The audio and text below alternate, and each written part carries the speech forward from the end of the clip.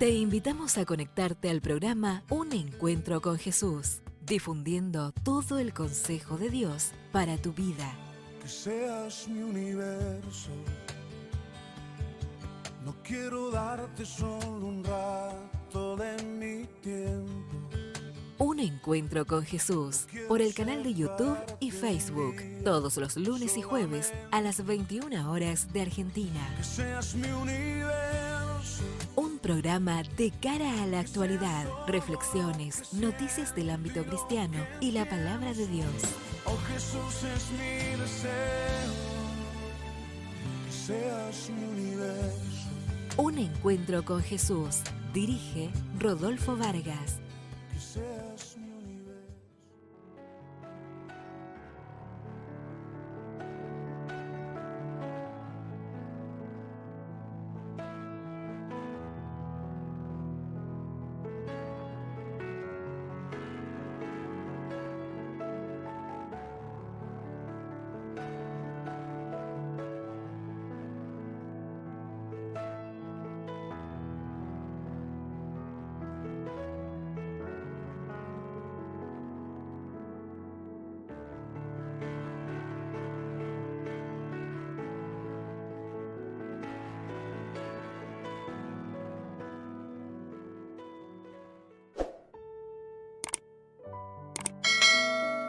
Muy buenas tardes, muy buenos días, muy buenas noches, donde quiera que nos estás viendo por el canal de YouTube.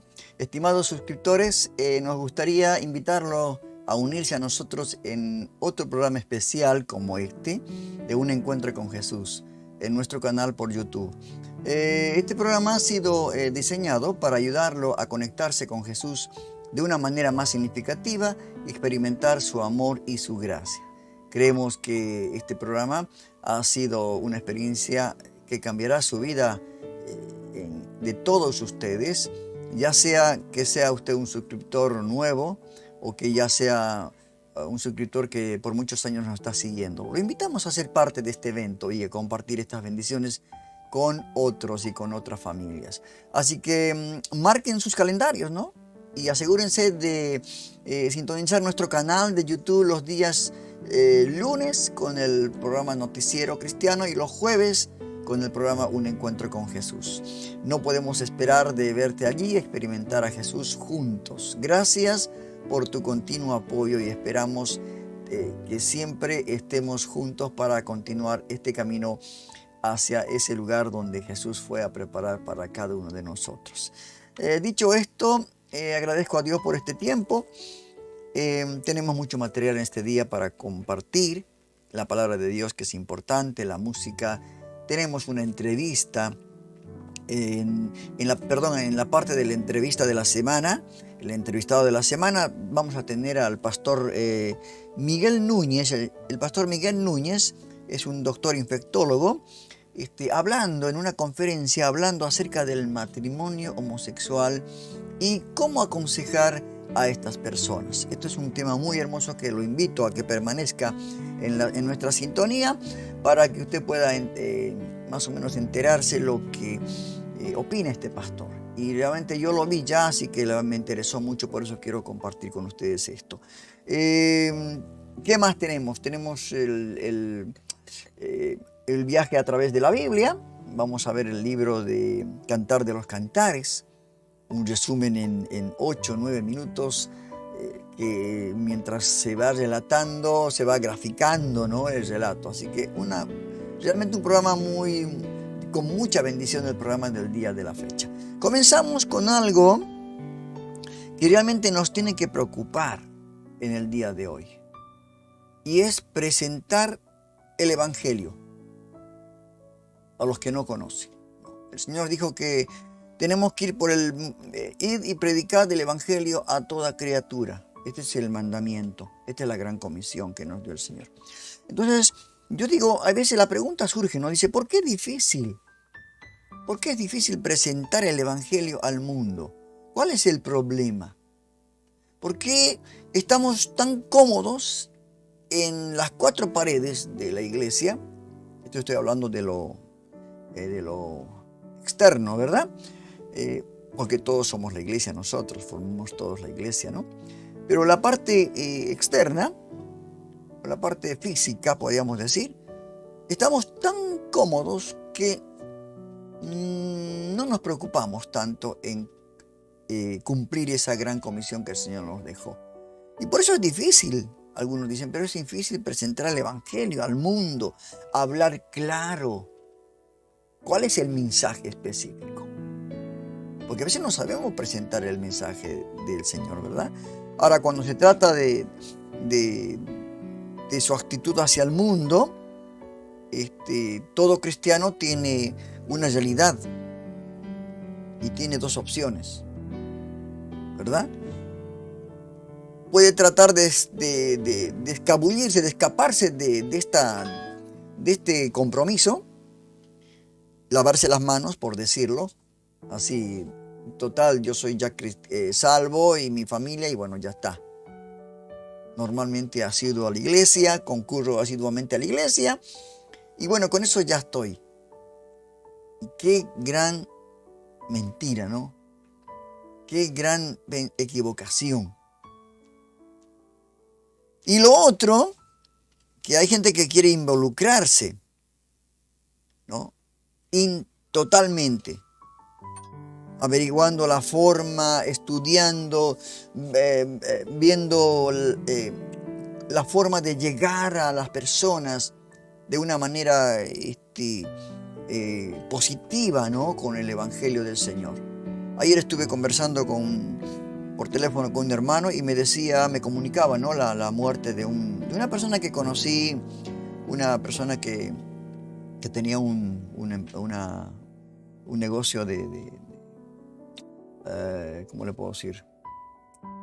Para hacer carteles, ¿no? Diseñador de carteles. Y bueno, trabajé un tiempo con él. Y ayer me comunicó que esta persona se suicidó.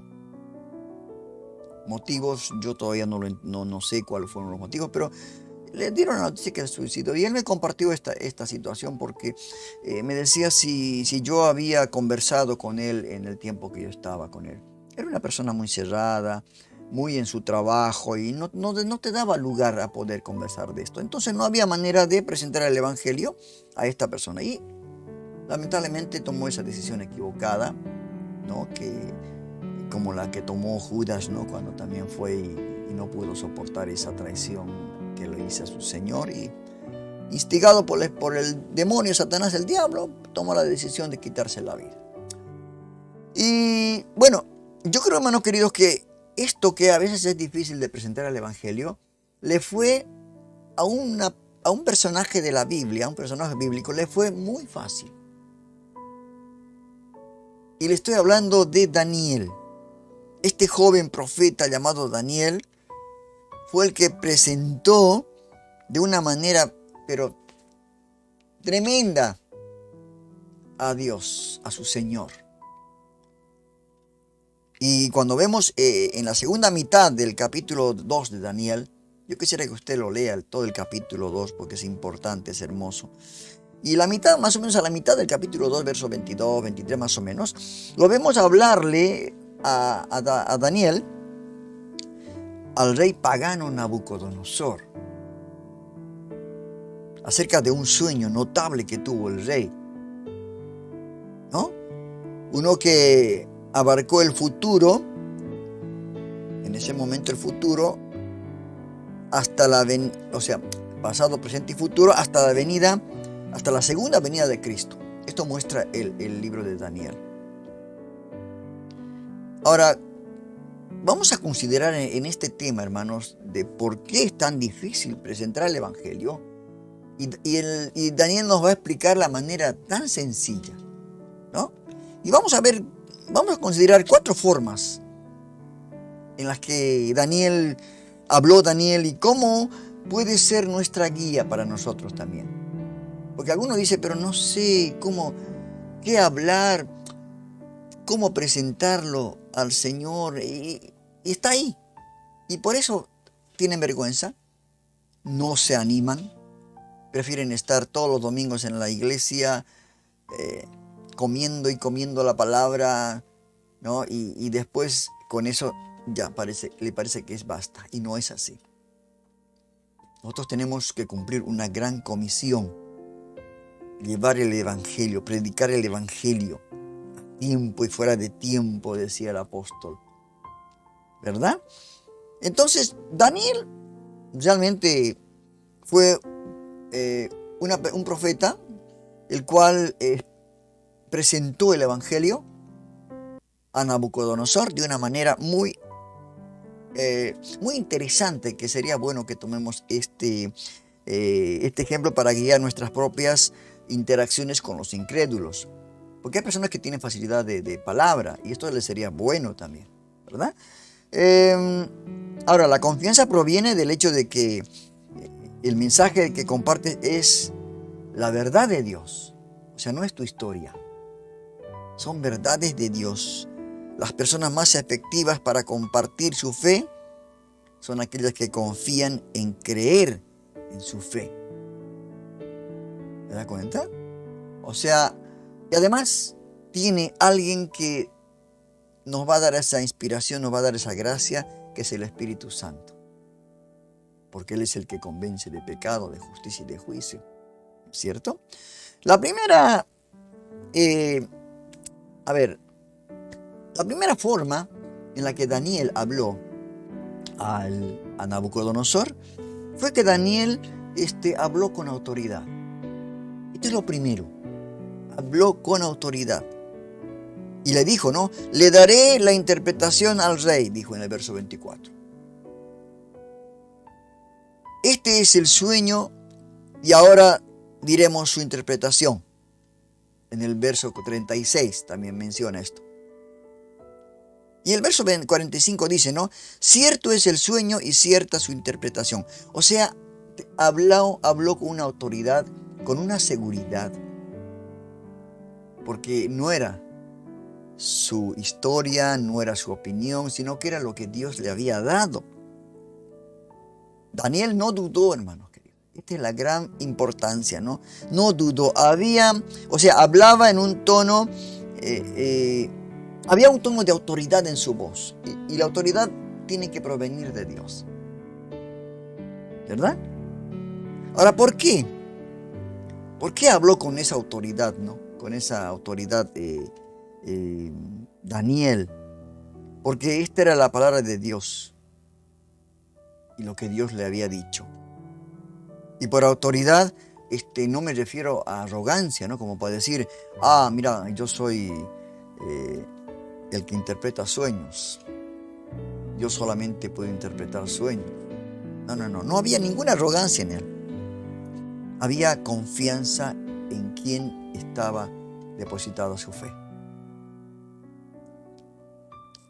Las personas más eficaces, hermanos queridos, para compartir su fe son aquellas que creen en su fe, confían en la fe. Y esta fe está depositada en Jesucristo, porque dice que Él es el autor y consumador de la fe. Y así fue con Daniel. Realmente Daniel habló con autoridad, presentando a Dios, a su Dios, a nuestro Dios. Otra de las maneras que Daniel habló fue que Daniel habló con humildad. Esto también es importante, hermano.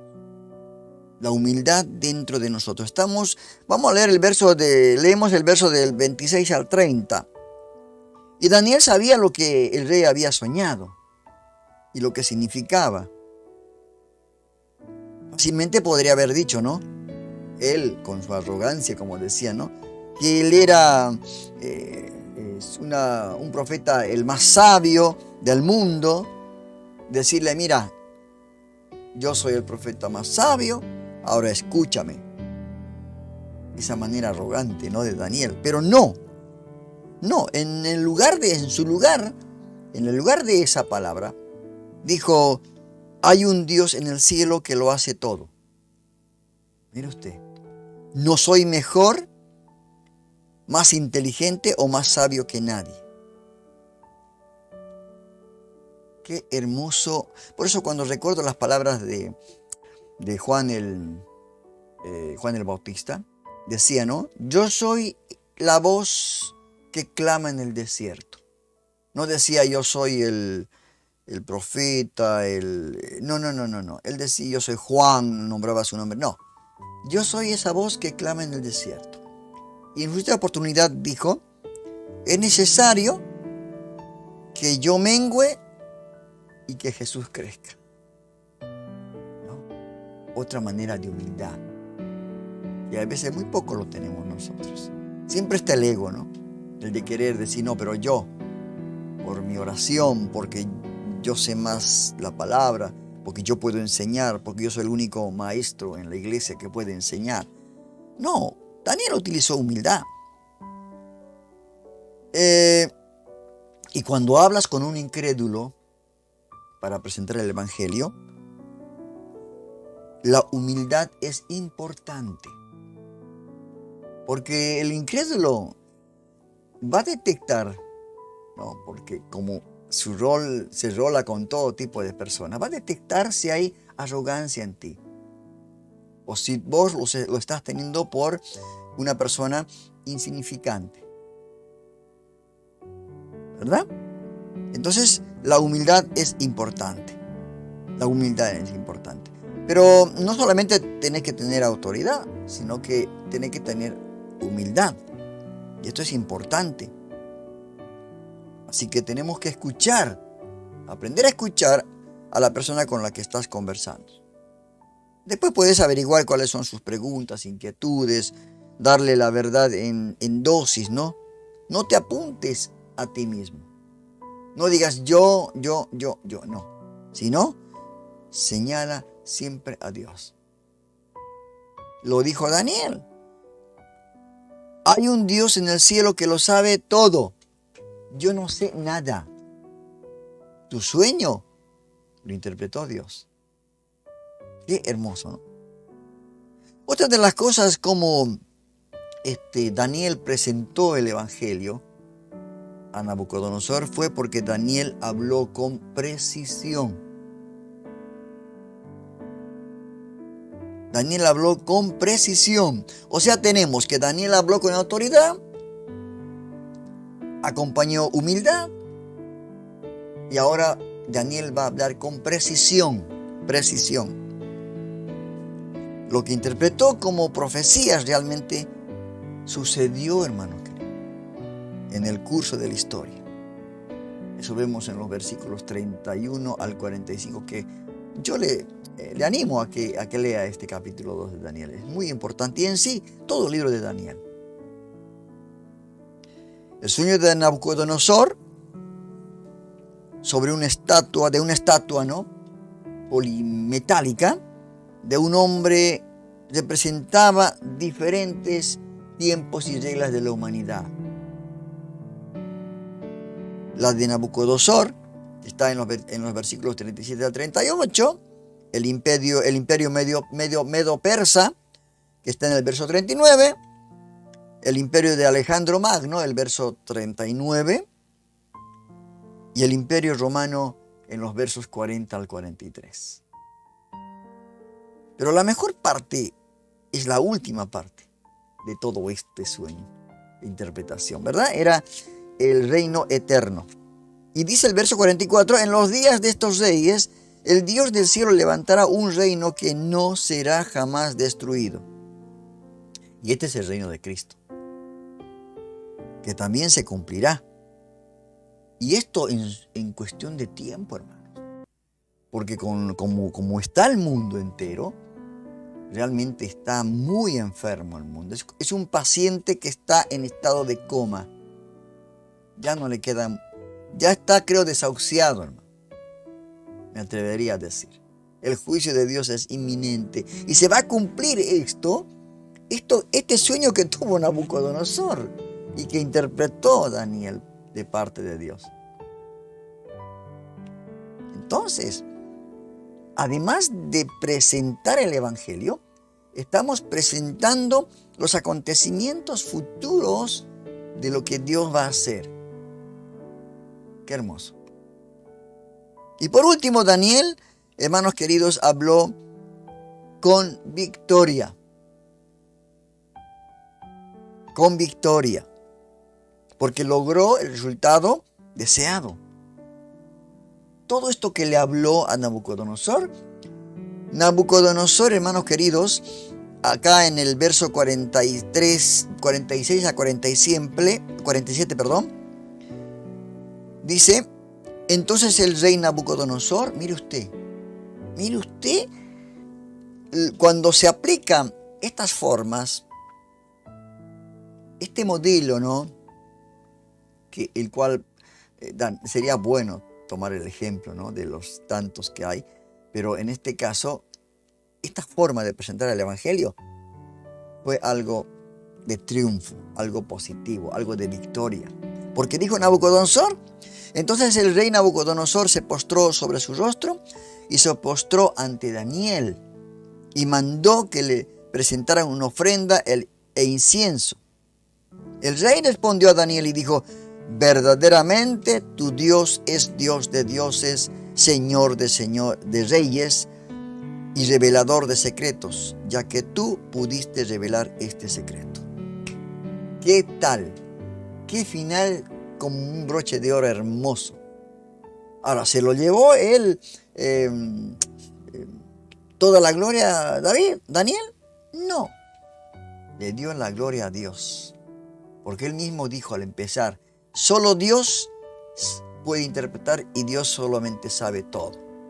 Y está eso correcto, ¿verdad? Qué hermoso. Qué final tremendo, hermano. Aquí estaba un rey pagano, politeísta, haciendo una confesión de fe. Es como cuando vos le presentás el Evangelio a la persona, a un incrédulo. Llega el momento de que la palabra empieza a entrar en su mente. Dice que entra como una espada de doble filo que penetra el alma hasta partirla, y el espíritu. Todo esto llega el momento de decir: ¿qué debo hacer para ser salvo? Como pasó con Pablo y Silas en la cárcel, cuando estaban. El carcelero pensó que se les habían escapado todos los presos, ¿no? Entonces, yo creo, hermanos queridos, que Daniel, hasta él se debió sorprender, ¿no? Imagínense que un rey pagano diga que verdaderamente tu Dios es Dios de dioses, Señor de señores, Señor de reyes y revelador de secretos, ya que tú pudiste revelar este secreto, ¿no? Y él con estas palabras quiso decir que todos sus dioses estaban equivocados y que él creía en el Dios de Daniel.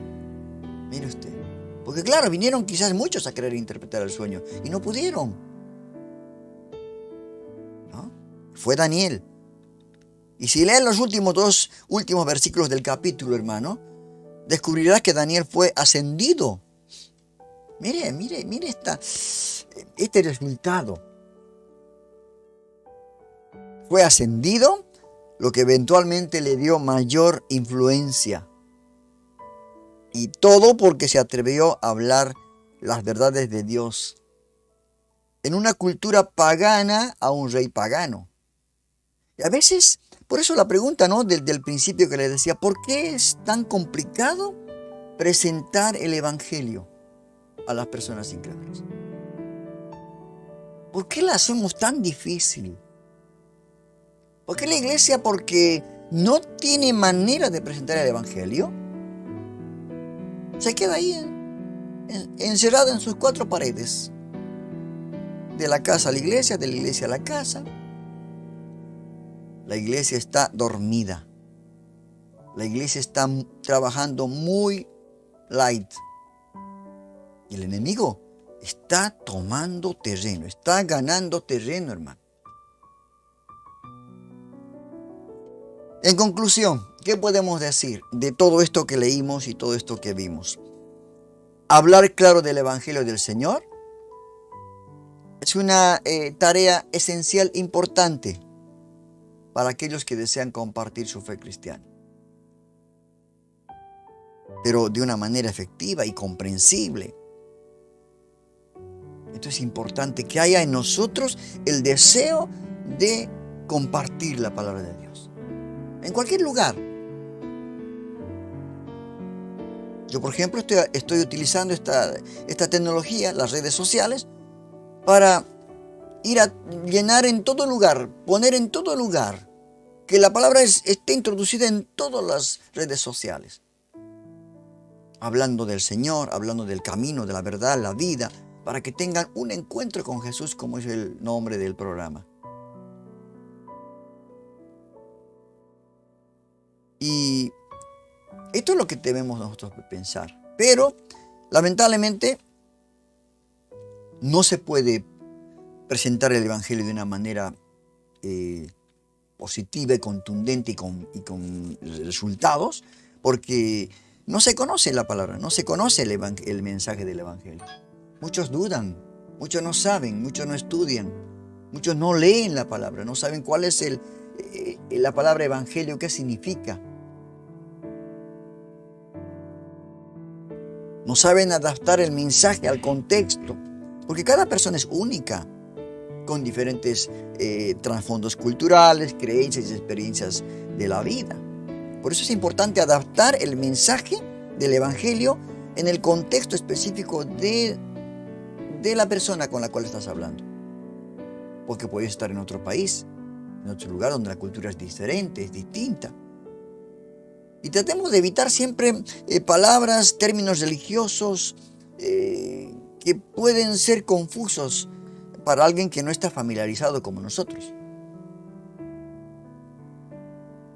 Comparte desde tu propia experiencia. Esto también es bueno, ¿no? Al hablar de tus propias experiencias, emociones y cambios, lo que el Señor hizo en tu vida, esto es una manera también de predicar nuestro testimonio, la gente puede ver cómo la fe en Jesús ha tenido un impacto real en ti. ¿Te das cuenta? Otra de lo que hay que aprender también, ¿no? Es escuchar y mostrar empatía. Escuchar a la persona que está hablando de una manera atenta, ¿no? Atendiendo, no con la mirada en otro lugar, no. Mirar, escuchar lo que nos está diciendo, ¿no? El diálogo constructivo es más efectivo que una presentación unilateral. Tienes que enfatizar el amor y la gracia de Dios, ¿no? No evitar cualquier tono condenatorio o juicioso que pueda alejar a las personas. Porque a veces nosotros somos muy condenatorios, ¿no? Y Dios no nos ha enviado a condenar a nadie. Utilizando analogías, ejemplos claros, cuando hables de la palabra de Dios, utilizando metáforas, historias para ilustrar la idea central del Evangelio, las buenas nuevas. Ser paciente, respetuoso. Estas son las características realmente de un obrero, ¿no? Que quiere presentar el Evangelio de su Señor. Y por último, orar, ¿no? Por la sabiduría, por la dirección. Antes de compartir el Evangelio con alguien, ¿no? Tenemos que orar, pedir sabiduría, dirección. Reconocer que solo Dios es el que toca los corazones, hermanos queridos, y abre los ojos espirituales de las personas incrédulas para entender esta verdad. Solo Dios. Solo Él puede abrir el corazón. Y gracias a Dios, ¿no? Dios ha venido con un mensaje de libertad del Señor hace 2000 años. 2000 años. Su Hijo murió en la cruz para quitar el castigo del pecado, abrir las puertas del cielo y darnos vida eterna. Esas no solo son buenas noticias, son excelentes noticias que debemos de compartir con las personas. Y mediante la persuasión guiada por el Espíritu Santo, quien es el que convence de pecado, de justicia y de juicio, el mundo realmente va a ver que estas cosas son preciosas. Entonces, no es difícil presentar el Evangelio al mundo. ¿Te das cuenta? Espero que esto realmente te haya servido para que puedas tomar decisión de compartir la palabra. Id y predicad el Evangelio a toda criatura. Haced discípulos en todas las naciones, enseñándoles todas las cosas que yo les digo a los discípulos y por ende a nosotros. Escuchemos un tema musical para poder comentar esto que estamos, ¿no? Reflexionar acerca de esto que no tendría que ser difícil la palabra de Dios al presentar a otras personas. ¿Sí? Pero antes vamos a escuchar una tanda publicitaria acerca de los programas que estamos emitiendo bajo el Ministerio Radial Vida Nueva Online durante la semana. Escuchemos esta tanda publicitaria.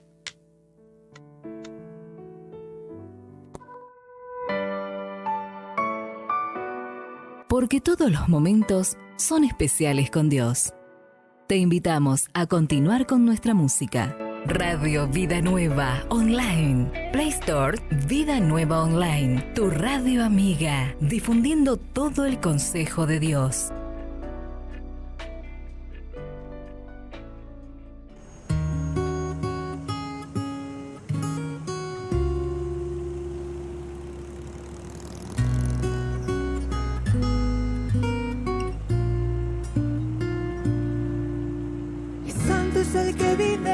Santo es el que reina, santo en las alturas, santo aquí en la tierra, santo en el pesebre, santo en el sepulcro, santa es su sangre derramada en la cruz.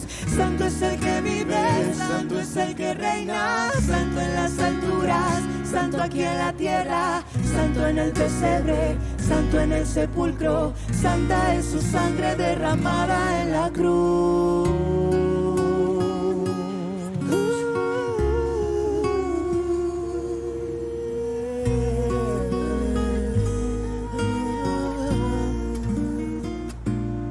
Corrió su sangre por el madero, a él no le mataron, se entregó primero. De tal manera amó Jesús, que entregó su vida en la cruz. No dijo nada, no abrió su boca, le hieren, le golpean, pero él perdona. De tal manera amó Jesús, que entregó su vida en la cruz. Santo es el que vive, santo es el que reina, santo en las alturas, santo aquí en la tierra, santo en el pesebre, santo en el sepulcro, santa es su sangre derramada en la cruz. Santo es el que vive, santo es el que reina, santo en las alturas, santo aquí en la tierra, santo en el pesebre, santo en el sepulcro, santa es su sangre derramada en la cruz.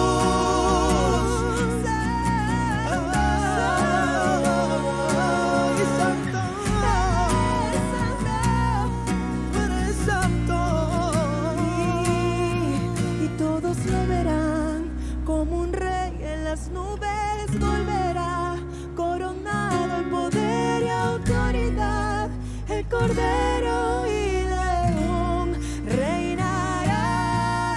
Todos lo verán, como un rey en las nubes volverá, coronado en poder y autoridad, el Cordero y León reinará. Y todos lo verán, como un rey en las nubes volverá, coronado en poder y autoridad, el Cordero y León reinará.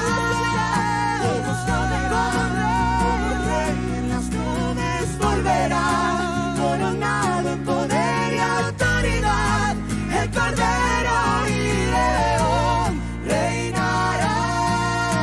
Y santo es el que vive, santo es el que reina, y santo en las alturas, santo aquí en la tierra, Santo en el pesebre, santo en el sepulcro, santa es su sangre derramada y en la cruz. santo es el que vive, santo es el que reina, santo en las alturas, santo aquí en la tierra, santo en el pesebre, santo en el sepulcro, santa es su sangre derramada y en la cruz todos lo verán, como rey en las nubes volverá, coronado en poder y autoridad, el Cordero y León reinará, todos lo verán, como un rey en las nubes volverá, coronado en poder y autoridad, el Cordero y León reinará.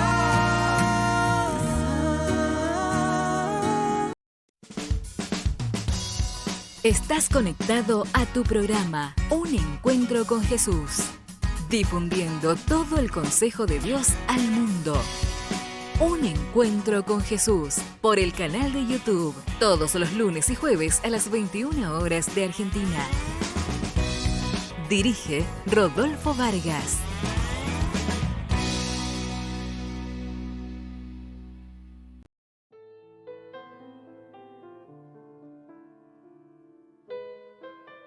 Bienvenidos al programa Estudios Bíblicos Vida Nueva Online.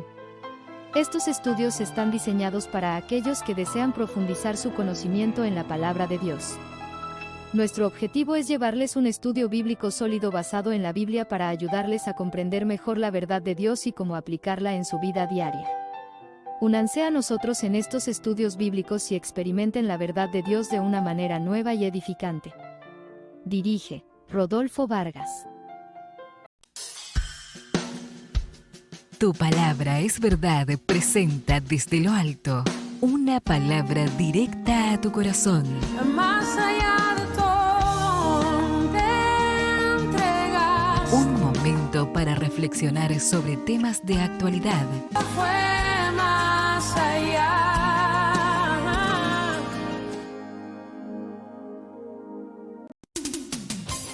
Un Encuentro con Jesús presenta Panorama Cristiano de Noticias. Lo que debes saber, lo que necesitas saber, lo que nos preocupa saber. Estamos con la información más destacada del día, comprometidos con la verdad. Esto es Panorama Cristiano de Noticias.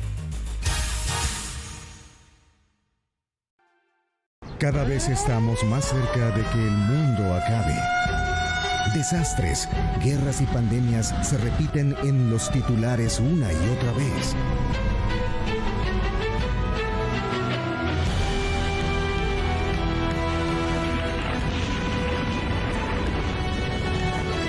Lo cierto es que ya todo estaba escrito y así va a suceder.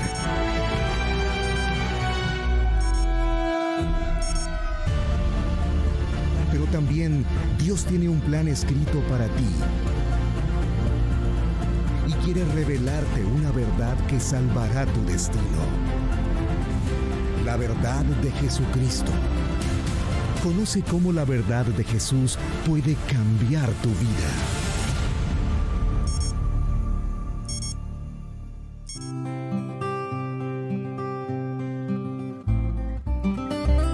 Desde lo alto, una palabra directa a tu corazón, a cargo del pastor José Luis Sinali.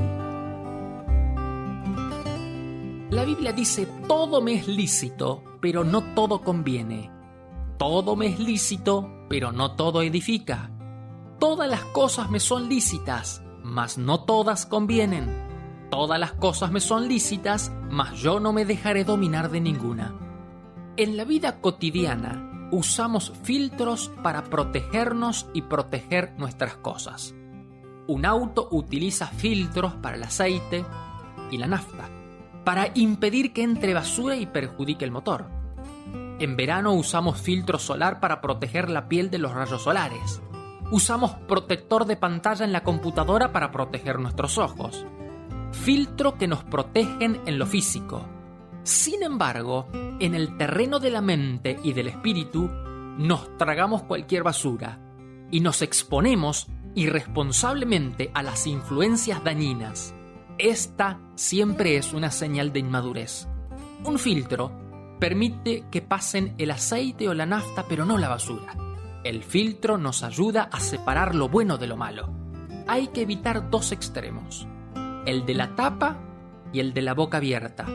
Hay cristianos y personas que creen que para no contaminarse es necesario aislarse. Es como si usaran una tapa. No tienen contacto con nadie ni nada que no pertenezca a su grupo, a su iglesia. Otros van al otro extremo, el de la boca abierta, y se tragan todo. Cuando uno es inseguro, se aísla. Cuando uno es necio, se traga todo. No podemos vivir con la boca abierta tragándonos toda la basura que el diablo ha arrojado al mundo. Pero tampoco podemos vivir encapsulados, aislados del mundo. Por eso necesitamos filtros.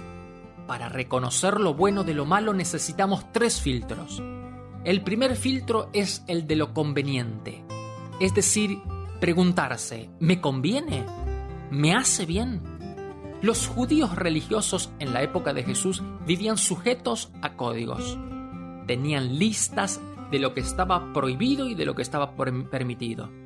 Dios había dado mandamientos, principios rectores, pero los judíos no se conformaban con los principios y para cada mandamiento hicieron un código con muchísimas normas. Los fariseos le preguntaban a Jesús, Maestro, ¿es lícito? ¿Es lícito divorciarse? ¿Es lícito pagar impuestos? ¿Es lícito sanar en día de reposo? Jesús le respondió, ¿es lícito hacer bien o hacer mal? Les hizo ver que al cumplir con los códigos se olvidaban de hacer la voluntad de Dios. Pablo escribió, todo me es lícito, pero no todo conviene. La pregunta ya no es más, ¿es lícito? Hemos sido llamados a libertad, por eso, en cuanto a bailar, escuchar determinada música, lo que uno debe preguntarse no es, ¿es lícito escuchar esta música? La Biblia nos sugiere preguntarnos, ¿me conviene? ¿Me hace bien? ¿Esta situación, estar con esta persona, me conviene? ¿Me hace bien? Dios no es un castrador. Cuando Él dice no a algo, lo hace porque nos ama. Lo hace para nuestro bien. El segundo filtro es el filtro de la excelencia. Uno debe preguntarse, ¿me edifica? ¿Es lo mejor para mí? Es necesario distinguir entre lo bueno y lo malo, pero eso no es suficiente. Él quiere que reconozcamos lo que nos hace mal, pero también que aprendamos a discernir entre lo bueno y lo mejor. No te conformes con decir, ¿qué hay de malo en esto? Pablo dice, todo me es lícito, pero no todo edifica. Revisa tus actividades y aplica los 2 filtros. ¿Me conviene esta propuesta que me están haciendo? ¿Me conviene esta amistad que tengo? ¿Me conviene este hábito? ¿Me hace bien? ¿Me edifica? ¿Es lo mejor para mí? El tercer filtro es el filtro de la libertad. ¿Me lleva a la libertad y a la madurez? La Biblia dice, no me dejaré dominar por nada, ni siquiera por las mejores cosas. ¿Cómo nos damos cuenta si algo nos domina, aun si es algo bueno? Cuando tu estado de ánimo depende de eso, es decir, de esa relación, de esa actividad, de esa posesión. Algo te domina si tu sentido de plenitud o de realización personal depende de eso, y crees que no podrías vivir sin eso. Puede ser algo necesario como la comida, algo hermoso como el noviazgo, puede ser algo provechoso como el estudio, pero si alguna de estas cosas condiciona tu estado de ánimo y tu relación con Dios, o si hace girar sobre ella tu felicidad y tu plenitud, significa que te está dominando. Debemos depender únicamente de Jesús para tomar nuestras decisiones. Nada ni nadie debe dominarnos, únicamente Dios. Por lo tanto, establece estos 3 filtros en tu vida. El filtro de la conveniencia. Y pregúntate, ¿me conviene? ¿Me hace bien? El filtro de la excelencia. Aquel filtro que nos ayuda a distinguir entre lo bueno y lo mejor. Y por último, el filtro de la libertad. Nos ayuda a no dejarnos dominar por ninguna cosa, sino solamente por Jesucristo.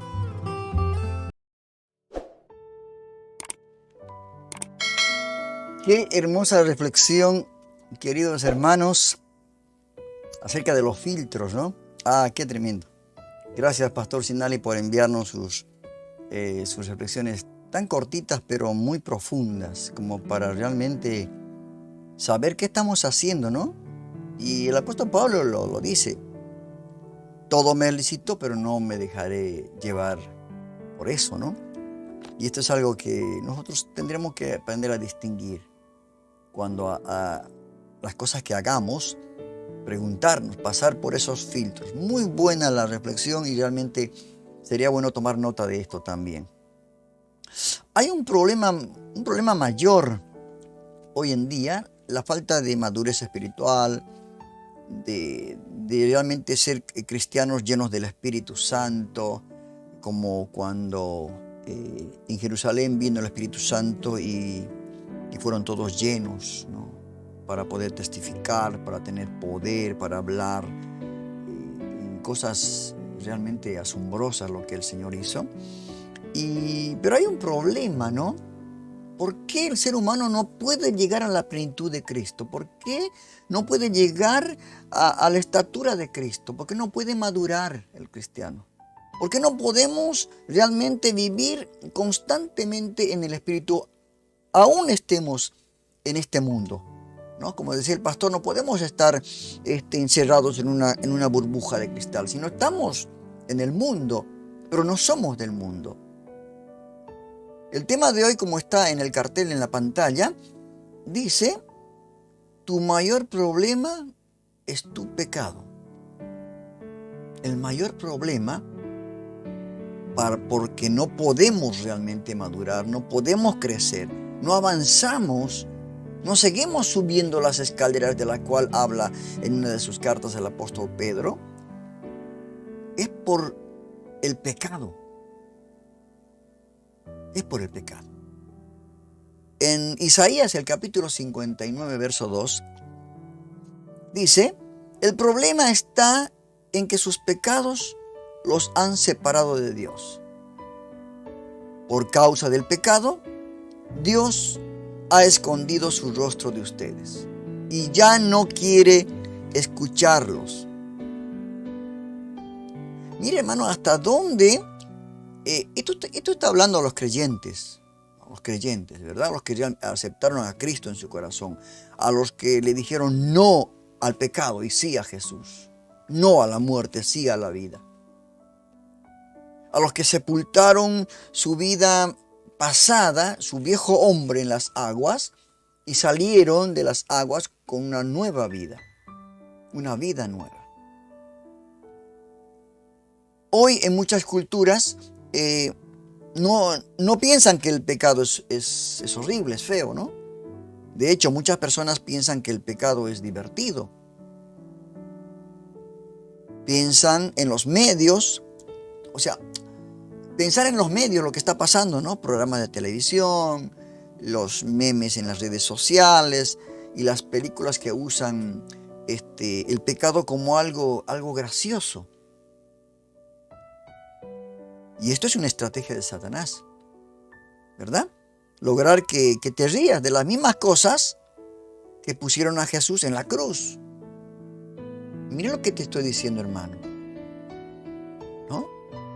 Satanás disfraza el pecado, lo pone en una cajita con un moñito para que se vea más atractivo y deseable y divertido. Esto ya, Satanás no se va a presentar con una persona con cuernos horrible, no. Él va a presentarse como ángel de luz. Entonces es muy raro que en los medios veas las consecuencias del pecado. No te la van a decir. Todo lo que ves en la televisión, en las películas, realmente abunda el pecado. Y no te van a decir las consecuencias. Y algo que me viene a memoria es, en las cajas de cigarrillo dice el fumar produce cáncer. Pero siguen fumando. En el mismo envase de esa cosa dañina está ese eslogan, algo de locos, ¿no?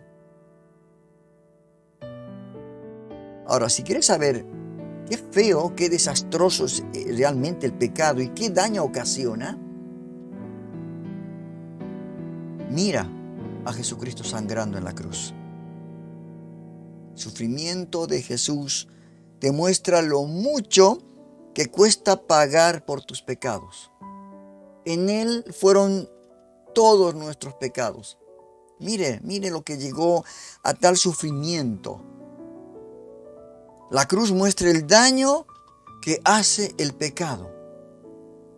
Te vuelvo a repetir, la cruz muestra el daño que hace el pecado. ¿Niega la realidad del pecado? Puedes pensar que no lo hay, pero diariamente verás el comportamiento del ser humano, todo lo que acontece al alrededor. Ahí te darás cuenta, ¿no? Que el pecado destruye. Las personas más amables, más buenas, porque hay personas amables, ¿no?, que no temen a Dios, todavía mienten y roban. Serán buenos vecinos, no dirán malas palabras, pero mienten y roban. ¿Te das cuenta? El más dulce, la persona más amable, más dulce de nosotros como creyentes, tiene un corazón, ¿no?, que a la vez es engañoso y desesperadamente malvado, como lo dice Jeremías, el capítulo 17, verso 9, dice: engañoso es el corazón más que todas las cosas, y desesperadamente malvado. ¿Quién puede saberlo? ¿Quién lo conoce? ¿Quién lo conocerá?, dice la Reina Valera. Engañoso es el corazón y perverso. ¿Quién lo conoce? Entonces, tenemos que reconocer, hermanos, que nuestro enemigo, Satanás el diablo, vino a robar, matar y destruir, y es un enemigo más devastador. Es como la guerra destruye todo. Gente inocente, todo, así es el pecado, destruye todo. Mire el pecado de Adán y Eva, lo que trajo consigo la consecuencia. Hasta el día de hoy, maldita será la tierra por tu causa. Estamos viendo lo que está pasando. El mayor enemigo de Judas era él mismo, ¿no? Si no se hubiera entregado al pecado, Satanás no habría entrado en él. Pedro dice en la primera carta, en el capítulo 5, verso 8, dice: estén alertas, cuídense de su gran enemigo el diablo, porque anda al acecho como un león rugiente buscando a quien devorar. Él lo advierte de esta manera tremenda, hermanos. Si David hubiera temido a Dios, cuando sus ojos se abrieron al ver bañarse a Betsabé, ahí desde su terraza, nunca habría cometido el adulterio y luego cometido un asesinato, matando a Urías. ¿Verdad? Si Judas hubiera temido a Dios, no habría permitido que la semilla de la codicia entrara en su corazón y luego se quitó la vida con una soga alrededor del cuello. O sea, el pecado destruye. Tenemos que entender esto. Y pecado es toda transgresión, todo lo que Dios ha establecido, se transgrede voluntariamente, dice el concepto. Voluntariamente. Toda transgresión a las leyes conocidas de una forma voluntaria. Si Sansón hubiera temido al Señor, no habría permitido que la lujuria lo llevara al pecado y, como Judas, a la tragedia del suicidio. Tenía que haber terminar bien Sansón, pero lamentablemente su pecado. Por eso qué afortunados somos, ¿no?, de poder tener la Biblia, de leer acerca de David, de Judas, de Sansón, y muchos otros que no escucharon ese temor y decidieron no seguir sus pasos necios, sus necios pasos. Tenemos la palabra. Entonces tenemos algo aquí nos muestra de las consecuencias. Por eso es importante recordar que las Escrituras, hermanos, nos enseñan sobre la importancia del temor de Dios, de decirle al pecado no. Y Él nos ayuda a mantenernos en el camino correcto, la palabra de Dios, y evitar la tentación del pecado. Porque el pecado tiene consecuencias tremendas. Usted lo ha visto en su vida. El otro día estuvimos un poco viendo acerca de una película coreana, acerca de la infidelidad. Mire usted, aunque lo presentan, es una película secular, pero tenemos que sacar algo de eso. Lo presenta a un hombre que piensa que con el sol, que en la mano va a tapar el sol. Tiene su esposa, la engaña con otro, y de pronto con la otra también tiene una hija, y en este guión hace de que las hijas se conozcan. Las hijas eran hermanas al final. La esposa, la otra, descubre que su marido lo está engañando, y la otra sabe que se metió con un hombre casado, y se le hace un problema grande, y al final no se queda con ninguna de ellas este hombre. Pierde todo, credibilidad, el respeto por sus hijos.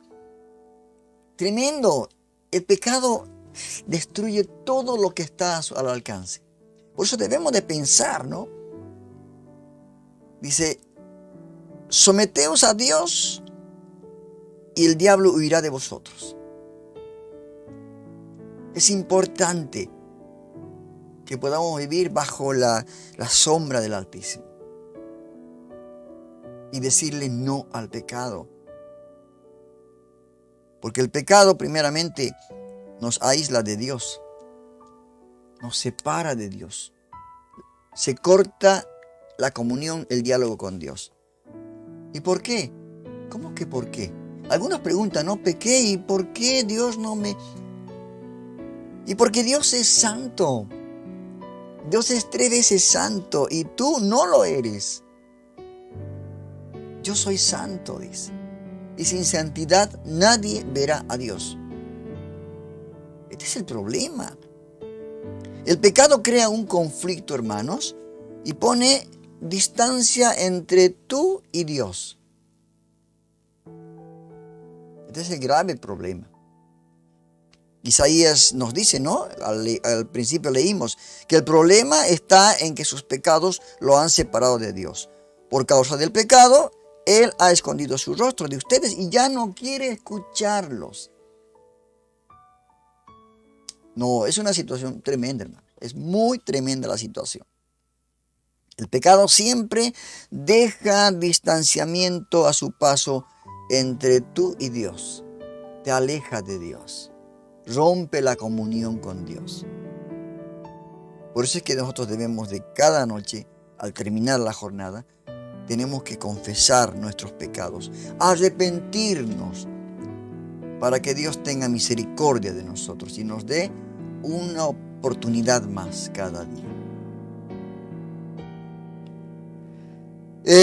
La segunda consecuencia sería que el pecado causa enormes cantidades de estrés en tu vida. Cuando pecas, te sientes mal. Todo tu organismo, tu cuerpo se siente mal porque sabe que ha hecho mal las cosas. Porque el Espíritu Santo que vive en ti, ese realmente hace de que tu cuerpo esté mal porque Él está contristado. Una de las más grandes fuentes de estrés es la culpabilidad, no reconocida y no resuelta. No reconocemos, pasamos por... Tenemos la conciencia tan dormida, tan anestesiada, que no nos molesta, o sea, no nos preocupa haber pecado, no nos pone triste haber pecado. Esto le pasó al rey David. En el Salmo 38:4 dice: mi culpa me abruma, es una carga demasiado pesada para soportar. En otro salmo dice, mientras callé, mis huesos se envejecieron.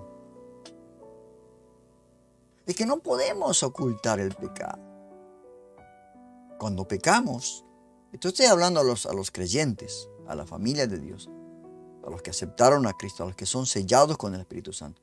Mientras callamos, nuestra vida física se va deteriorando. Entonces, aferrarse al pecado, ¿no? Tiene un precio emocional. También para tu salud. Esto está comprobado. El estrés, la preocupación, la tristeza, esto te produce úlceras estomacales. Sufre tu ser, ¿no? Cuando tú rompes las leyes de Dios, esto te lleva a la preocupación, el temor, la culpa, la inseguridad. Esto es lo que le pasó a Adán y Eva. Se escondieron. El Señor les dijo, ¿y dónde estás, Adán? ¿Por qué te escondes? Es así. El enemigo te presenta el pecado como algo muy hermoso y después se retira y encima te acusa.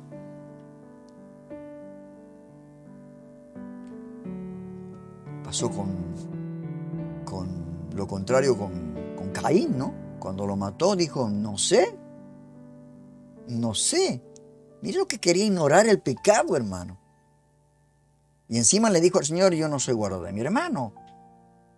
Y él había matado a su hermano. Había pecado contra el mandamiento de Dios. Entonces, esta realidad es realmente perjudicial para tu vida, el no confesar. Enormes cantidades de estrés en tu vida, hermano. Esto se te nota en el rostro, en tu forma de tratar a los demás, porque vas a querer salir de todo ese problema. Quizás, no, es un callejón sin salida en el momento que vos lo ves. Pero por supuesto, hay una gran salida. Si tú reconoces tu pecado, si tú confiesas tu pecado, si tú te arrepientes de tus pecados, si tú te apartas del pecado.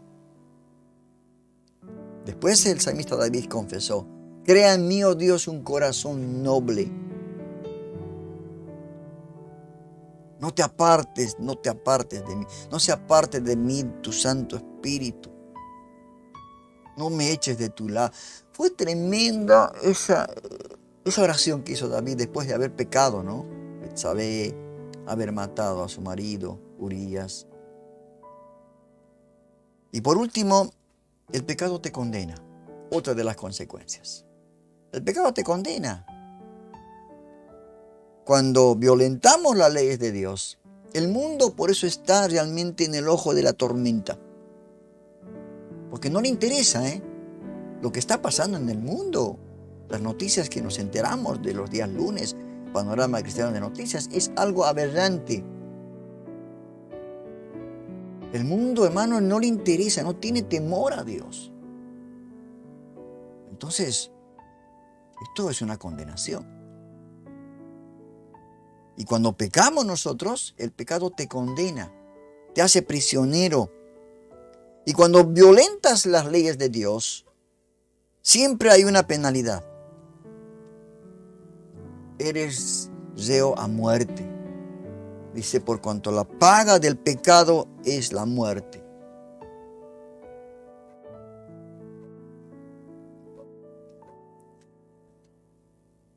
Salmo 7:11 dice, Dios es un juez justo, un Dios que en todo tiempo manifiesta su enojo.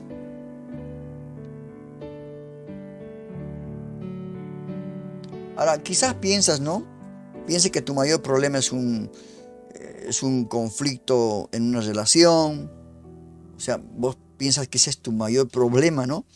Un problema en la salud, un problema en tu matrimonio, o un problema para encontrar trabajo. Pero hermanos queridos, la realidad de nosotros y del mundo, el mayor problema es que estás en guerra con Dios. Tu pecado te hace poner en contra de Dios. Estás iniciándole una guerra a Dios. Estás afrentando a Dios.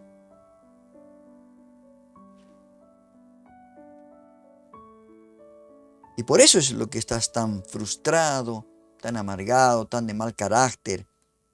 Estás estresado. Yo creo que nadie nació para vivir fuera de la armonía de tu Creador, de Dios, quien te ama. No te ama, te da la oportunidad. Dice, si confesamos nuestros pecados, primera de Juan 1, verso 9, si confesamos nuestros pecados, dice, Él es fiel y justo para perdonar nuestros pecados y limpiarnos de toda nuestra maldad. Tenemos abogado en Cristo Jesús. Qué bueno, hermano. Él te ama, Él te hizo. Dios envió a su Hijo, a su único Hijo, a morir en la cruz del Calvario por ti y por mí. Él quiere estar en comunión contigo, en armonía contigo. Eres su hijo, soy su hijo. El pecado nos separa, nos hace enemigos de Dios. Entonces, ¿quieres ser enemigo de Dios? No, ¿verdad? Entonces, sé que vamos a pecar. Es decir, que todos pecamos. Por eso estamos destituidos de la gloria de Dios. Pero abogado tenemos, podemos arrepentirnos, podemos confesar a Dios. Y Él siempre nos va a dar la oportunidad.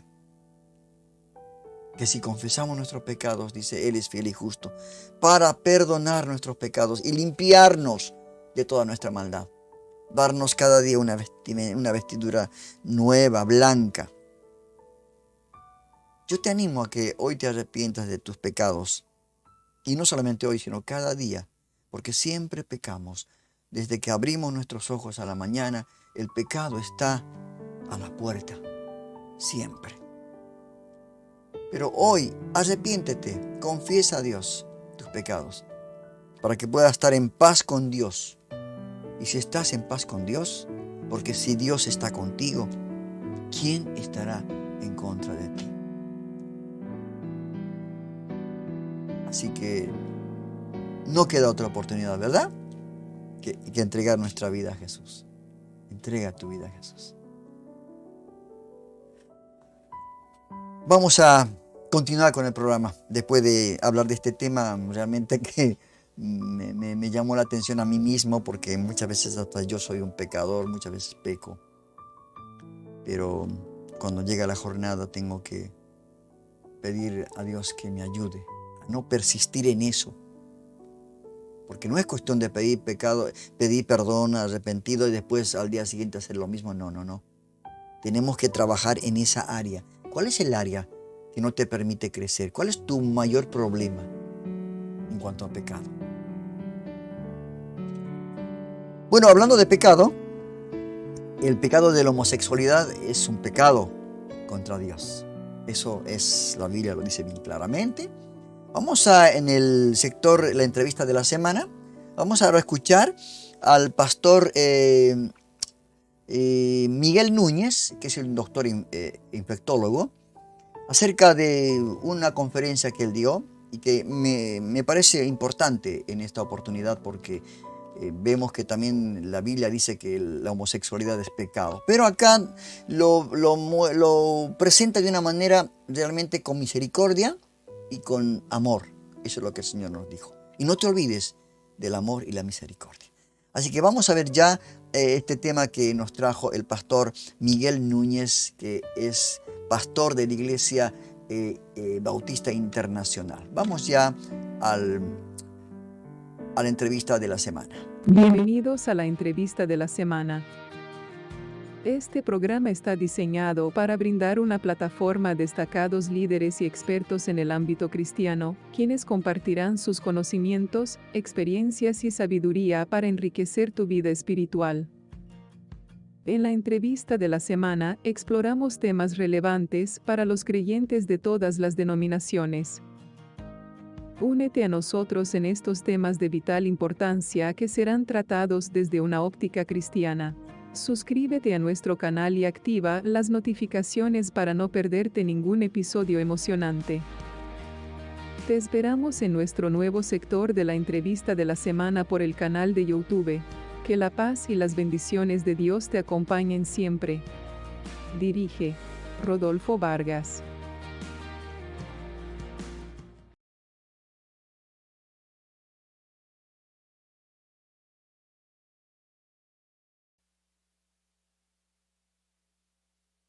Uno, dos. Bueno, en esta última sesión nos toca cubrir lo que es el matrimonio homosexual y hablar un poco hasta donde el tiempo nos dé de cómo aconsejar a ese homosexual con el que nosotros pudiéramos estar relacionándonos en el día de mañana. Cuando nosotros vemos el matrimonio, nosotros pudiéramos hacer esto que voy a mencionar ahora con el matrimonio heterosexual, pero lo importante para esta conferencia es ver algunas características ya determinadas por estudios en el matrimonio homosexual, para compararlo con el homosexual. Aquí hay 5 o 6 características que necesitamos conocer. Número 1, ¿cuál es la duración de sus relaciones? Número 2, ¿cuál es la habilidad de permanecer monógamos? Que no solamente la duración de la relación, pero la habilidad de permanecer monógamo en una relación. El grado de compromiso y responsabilidad del uno frente al otro. El número de hijos que crían. Los riesgos de salud de la pareja homosexual, que ya hablamos, versus la heterosexual versus homosexual. Hay una corrección que tenemos que hacer ahí. Y la violencia entre la pareja. Sería bueno conocer eso y compararlo con la pareja heterosexual. Y ver entonces de qué manera esos dos grupos se comparan. El censo en línea de gays and lesbians de los años 2003-2004 hizo un examen de 7.862 homosexuales. Es un número bastante significativo. El resultado, de aquellos que estaban comprometidos, solo un 15% reportaban tener relaciones de más de 12 años de duración. Vamos a comparar eso con el matrimonio heterosexual. Si tú comparas ese 15%, solamente un 15% tenía matrimonio de más de 12 años, o sea que el 85% duraba menos de 12 años. Si tú comparas ese 15% con las estadísticas del Centro Nacional para las Estadísticas de Salud en Estados Unidos en el 2001, vemos que el 66% de los matrimonios heterosexuales duran 10 años o más y que el 50% de los matrimonios duran más de 20 años. De manera que la permanencia de la relación heterosexual en matrimonio es mucho más duradera que la relación homosexual. Y esta es la conclusión: un estilo de vida que surge de patrones de crianza disfuncionales o con un trasfondo emocional de trauma y por tanto inestable no puede dar lugar a relaciones sanas, estables y duraderas. Nosotros vimos en la sesión anterior de qué manera los patrones de crianza disfuncionales de muchos de estos niños terminaban produciendo estas relaciones o estos estilos de vida homosexuales. Lo que estamos diciendo ahora es que si yo tengo un estilo de vida, un patrón de vida que ha sido el resultado de una disfuncionalidad en mi etapa temprana del desarrollo y ahora yo me caso, no puede ser posible que esa relación pueda ser estable cuando los individuos involucrados en la relación tienen patrones de conducta disfuncionales e inestables. Esta revista, la revista AIDS, reporta que hombres homosexuales con un compañero estable tenían un promedio de 8 parejas por año. Ahora estamos hablando de la habilidad de mantenerse monógamos. 8 parejas por año. Esta revista es una revista dedicada al estudio de esta población llamada AIDS. La revista homosexual, esta es una revista homosexual, Henry, encontró que el 24% de los encuestados dijeron que habían tenido más de 100 parejas sexuales en su vida.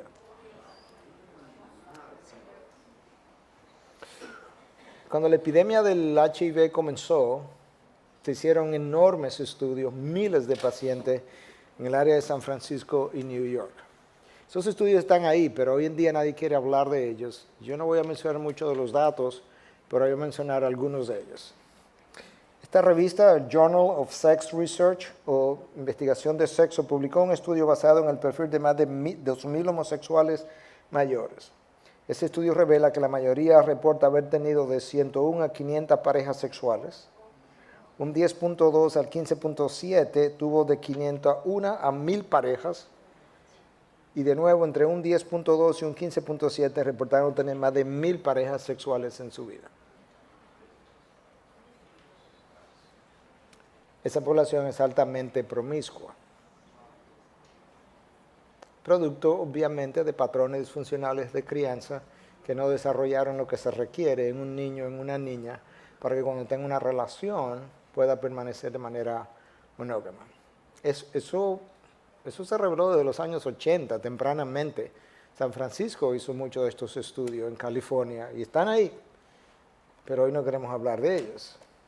Yo no estoy diciendo que tú no vas a encontrar una pareja homosexual que sea monógama y que sea fiel el uno al otro, porque ahorita aparece alguien y dice, eso no es verdad. Estamos hablando de lo que los estudios generales revelan. Un estudio canadiense, de nuevo, Canadá es altamente pro-homosexual, de hombres homosexuales que habían estado en una relación de compromiso de más de un año, encontró que solo el 25% de los entrevistados había permanecido monógamo en ese año, en un año, 25%. Es el sexo libre a la que esta población está acostumbrada. Barry Adam, un autor que ha publicado varios artículos sobre la homosexualidad, dice, la cultura gay le permite a los hombres explorar formas diferentes de relaciones más allá de la monogamia. Ahora vamos a construir una idea que racionalice la poligamia como algo normal, común y corriente. Y hoy en día está de moda el no hablar de promiscuidad. Ahora hablamos de si tú eres monógamo serial. O sea que si yo tengo una pareja semanal y solamente una, yo soy monógamo serial. Porque yo nunca tuve más de uno a la vez. ¿Te das cuenta cómo nosotros vamos variando la terminología para justificar nuestros pecados? Nosotros pecamos primero y luego construimos la cosmovisión o las definiciones que justifican nuestros patrones de conducta. Lo que antes era promiscuidad, hoy tú tienes que hablar de monógamo serial. Los homosexuales quieren que aprobemos los matrimonios homosexuales. La pregunta es, ¿qué ocurre en los países y en Estados Unidos, en los estados, donde esto ha sido aprobado? ¿Realmente hay un interés de los homosexuales casarse? Vermont, creo que fue el primer estado aquí en este país que aprobó el matrimonio homosexual. Después de aprobarlo, solo un 21% de las parejas homosexuales que viven juntas han decidido casarse legalmente y por tanto están registradas.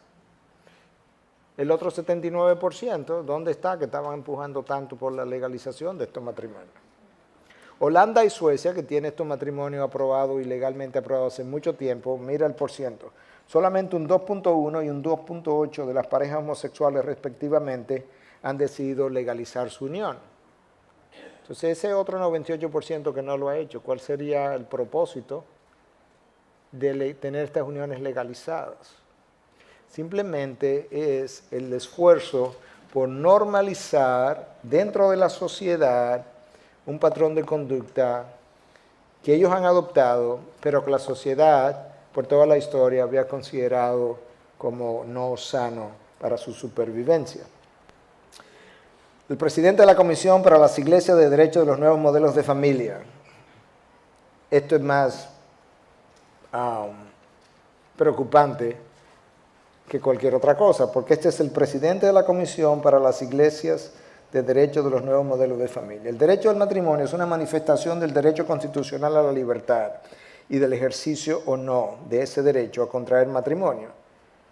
De esto dependen otros muchos derechos y obligaciones que recorren todas las ramas del ordenamiento jurídico, como las prestaciones de la seguridad social, la prestación de la viudedad o viudez, el tratamiento fiscal de las rentas y el patrimonio familiar, la compra o el alquiler de la vivienda familiar, el derecho sanitario, la sucesión, los seguros privados, etcétera, por lo que es necesario corregir esta discriminación. El problema es, como dijimos en la sesión anterior, esto es un problema de salud pública. Y por tanto no se limita simplemente a legalizar una unión, tiene que ver con el hecho de que estas uniones legalizadas seguirán produciendo en la sociedad patrones disfuncionales de conducta, de comportamiento y aumento en la sociedad de enfermedades físicas y psiquiátricas, como estuvimos nosotros mencionando en la sección anterior. Vimos cuál es el % de estos homosexuales que realmente tienen un interés en casarse. Vimos cuál es la probabilidad de que ellos puedan permanecer monógamos. Vimos cuál es el chance de que estas relaciones, estos matrimonios, estas uniones puedan permanecer juntas. Vimos todo eso ya. Yo quiero ver simplemente el % de violencia física dentro de esta población. El % de violencia en lesbianas es de 11.4 entre hombres homosexuales, el % de violencia en lesbianas es de 11.4, entre hombres homosexuales de 15.4 y en los hogares de matrimonios el % es de 0.31 en general, heterosexuales. Esto fue publicado en el Manual de Desarrollo e Intervención Familiar. Un estudio en parejas lesbianas reportó que el 54% había sido víctima de 10 o más incidentes violentos. 54%. El 74% entre 6 o más incidentes. El 60% reportaba un patrón de abuso y el 71% reportó que con el tiempo se volvía peor. De manera que la violencia intrafamiliar o entre pareja homosexual es significativamente mayor que entre la pareja heterosexual. Claro, porque si yo vengo de un patrón disfuncional de desarrollo de mi sexualidad, cuando yo me uno, yo voy a aumentar todos los % de disfuncionalidades de las relaciones, no importa cuál sea ese factor que se esté analizando. Aylan Letelier, en su libro Hombres que golpean a los hombres que aman, o Gays abusados y la violencia doméstica, dice: la incidencia de la violencia doméstica entre hombres gays es casi el doble que entre la población heterosexual. Casi el doble. ¿Por qué nadie habla de esto? ¿Por qué los periódicos y CNN y todo lo demás no hablan de estas cosas? De hecho, esto es tan silente que si yo menciono esto aquí, probablemente la mayoría de nosotros, todos, hubiéramos dicho verdaderamente, ¿cuál será la incidencia de violencia entre los homosexuales? Eso está descrito, está estudiado y lo conocemos.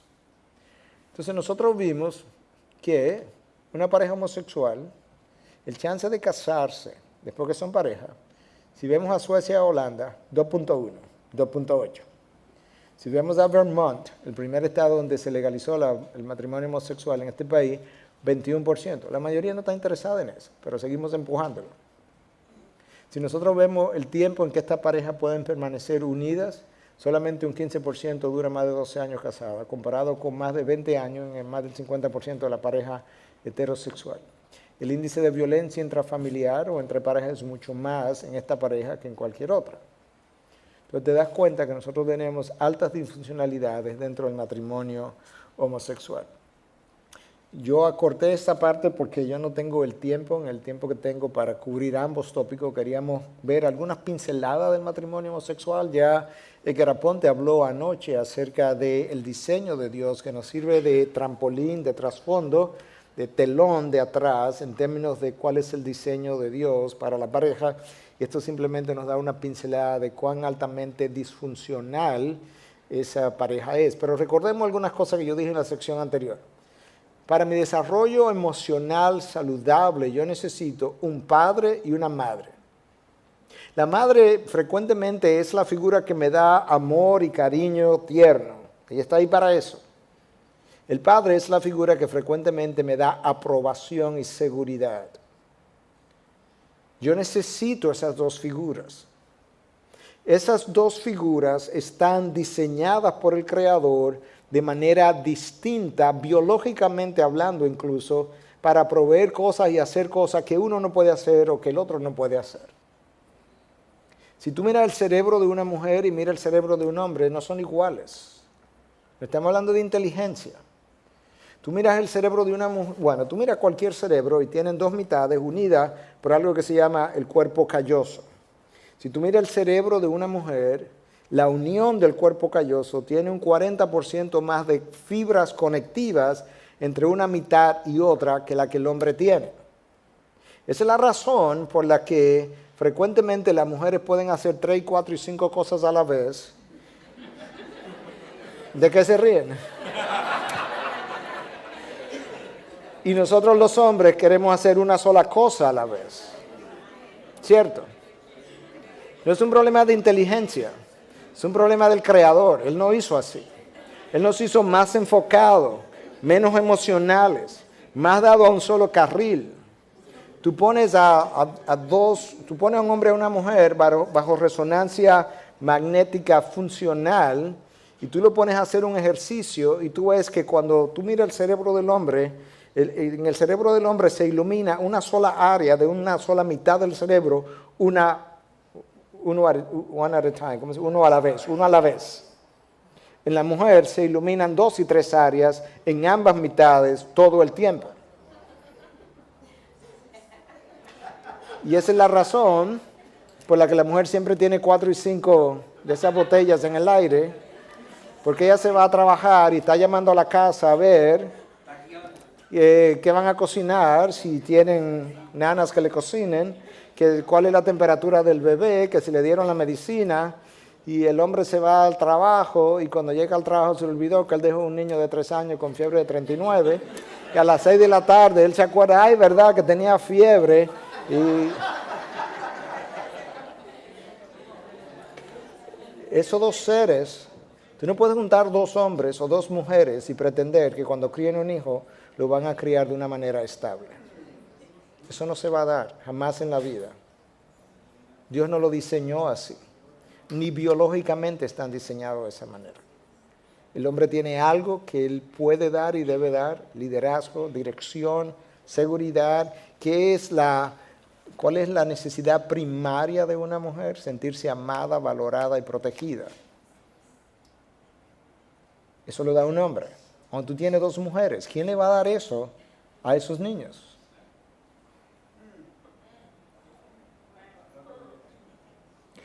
El niño necesita tener afección femenina como parte del cuidado materno, sobre todo en los primeros 18 meses de la vida.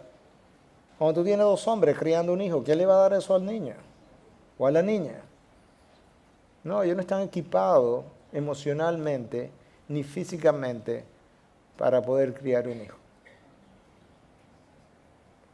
Pero los gobiernos no están hablando de esas cosas, sino que simplemente queremos hablar de derechos. Hoy en día, lo que está bien es lo que nosotros percibimos como un derecho constitucional, sin mirar ni por un momento a los hallazgos de los estudios que las mismas instituciones de gobierno y universidades han hecho con relación al hombre, a la mujer, las necesidades que uno y el otro tienen y qué necesidad tiene el niño para crecer. Porque hoy todo lo hemos reducido a derecho.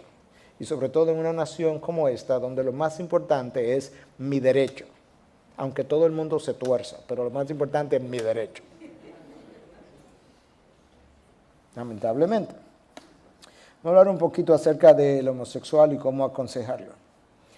Los homosexuales tienen muchas emociones secretas.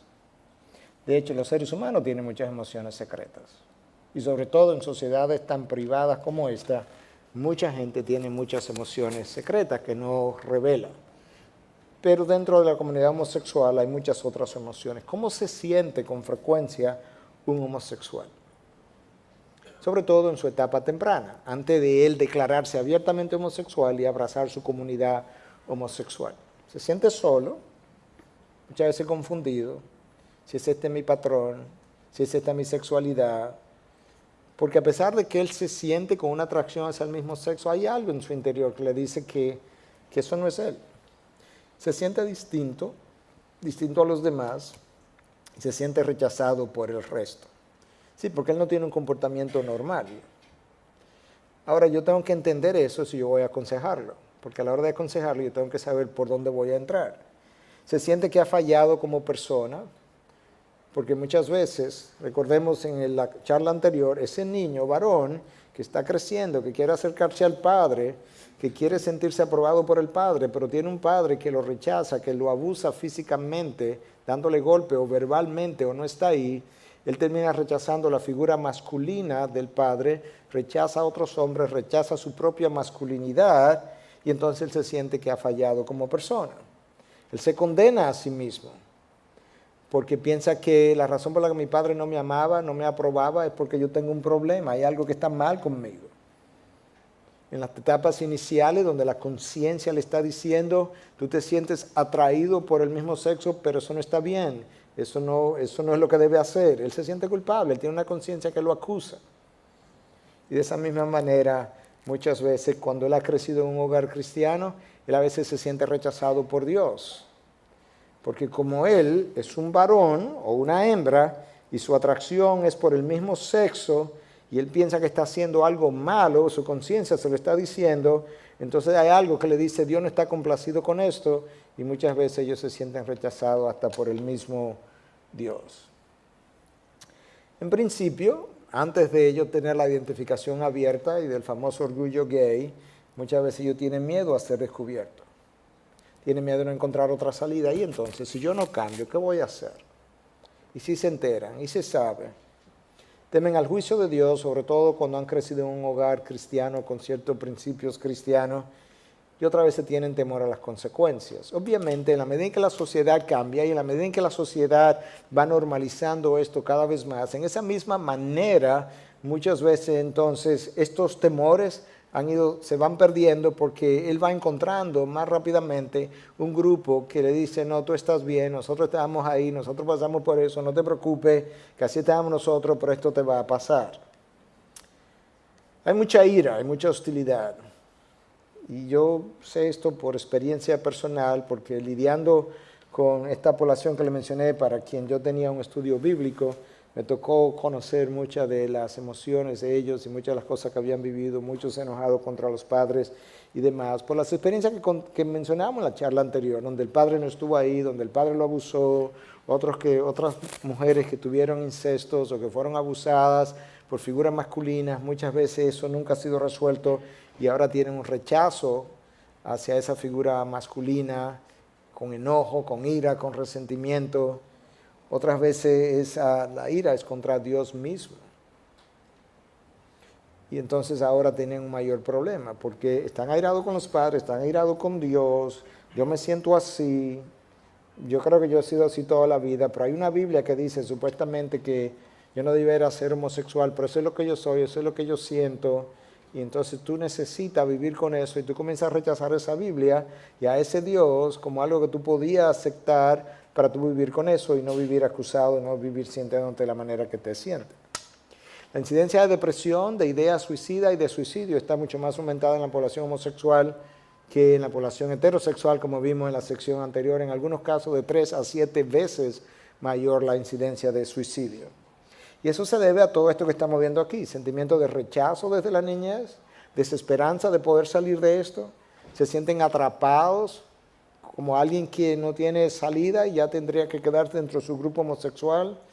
No son personas en general con gozo genuino, no es que no puedan disfrutar de una fiesta, no es que no puedan disfrutar de una relación sexual en un momento dado, pero como sistema de vida, como modo de vivir, no son personas necesariamente con gozo genuino y tienen mucho sentido de derrota. Porque antes de abiertamente identificarse con el orgullo gay, frecuentemente esta población trató infructuosamente de salir, porque trató por sí sola o por sí solos de salir sin la ayuda de un Dios, sin la ayuda de rendición de cuentas, sin ayuda de personas que le pudieran servir de muletas, por así decirlo, y mucho menos ahora, donde los estados están tratando de pasar leyes, como yo decía esta mañana, incluyendo New Jersey, que apenas está aquí mismo, tratando de pasar leyes que le prohíban a los padres el buscar consejería para sus hijos cuando estos comienzan a identificarse con una atracción por el mismo sexo.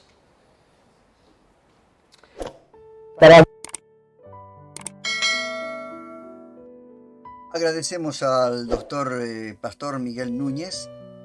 Realmente está muy interesante esta conferencia que dio en la iglesia y que realmente nos habla, ¿no? Nos clarifica muchas cosas. Esto es importante, por eso es bueno escuchar con mucha atención. Quizás a usted le parece muy monótono lo que está hablando, pero estos son datos exactos, hermano. Son cosas que están verificadas y todo esto lo que está hablando el pastor, con mucha trayectoria y sabe del tema, realmente nos van a hacer bien, nos van a clarificar mucho más la situación. Porque a veces hablamos sin conocimiento de causa, ¿no? A veces hablamos, opinamos, pero esto que estamos escuchando nos va a hacer muy bien. Por eso agradezco a Dios, al pastor, que nos permitió que pasáramos esta conferencia que dio, y vamos a la próxima semana presentar la segunda parte. Seguramente va a tratar acerca del cómo aconsejar a un homosexual. Porque también los homosexuales son personas que tienen una oportunidad, que tienen una segunda oportunidad para poder, ¿cómo le puedo decir?, enderezar su camino, ¿verdad? No están condenados, para nada. Aunque nos digan homofóbicos, que los odiamos, esto no es la realidad. Porque Dios los ama, porque Cristo murió por ese homosexual. El enemigo es el que ha cambiado, ha distorsionado todas las cosas. El modelo que Dios ideó para la familia es ese modelo sano, es ese modelo del cual este pastor habló. Y bueno, ya no quiero más seguir aumentando cosas que usted ha escuchado en esta conferencia. Vamos ahora a pasar al último sector, y este sector es un viaje a través de la Biblia. Vamos a ver el libro de Cantar de los Cantares, hecha por esta organización Bible Project, el cual en 8 o 9 minutitos lo resume un libro de la Biblia. Y vamos a seguir estudiando todos los libros de la Biblia, así que estamos en Cantar de los Cantares. Nos falta todavía muchos otros libros para poderlos ver, y a medida que los relata, vamos viendo, ¿no? Va dibujando los acontecimientos, y esto es muy lindo. Así que prepárese y continuamos con el programa Un Encuentro con Jesús. Y este momento vamos a ver el libro de El Cantar de los Cantares.